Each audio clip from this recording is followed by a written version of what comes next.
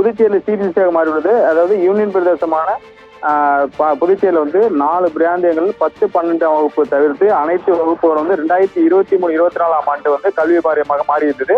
தற்பொழுது 2024, 25 கல்வி ஆண்டிலிருந்து 1ஆம் வகுப்பு முதல் 12ஆம் வகுப்பு வரை சிபிஎஸ்சிக்கு மாறியுள்ளது.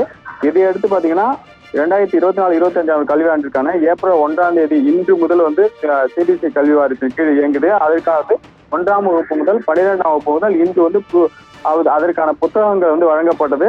இதுல பாத்தீங்கன்னா ஏனம், மாஹே, காரைக்கால், பாண்டி, புதுச்சேரி 4 பிராந்தியங்கள் வந்து இன்றிலிருந்து மாறி அவங்களுக்கு வந்து புத்தகங்கள் வந்து வழங்கப்பட்டிருக்குது.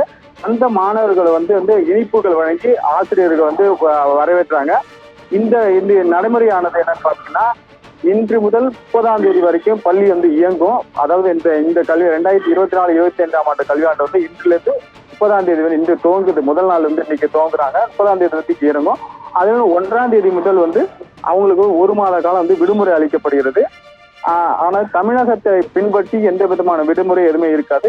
சிபிஎஸ்சி பாடத்திட்டத்தை நடைமுறைப்படுத்துறதுனால 1ஆம் தேதி முதல், அதாவது அடுத்த மாதம் வந்து 1ஆம் தேதியில வந்து 30ஆம் தேதி வரைக்கும் 30 நாளுக்கு வந்து விடுமுறை விட்டு அதுக்கப்புறம் கண்டினியூவாக வந்து கிளாஸ் வந்து துவங்கணும்னு அறிவிச்சிருக்காங்க. பானம்.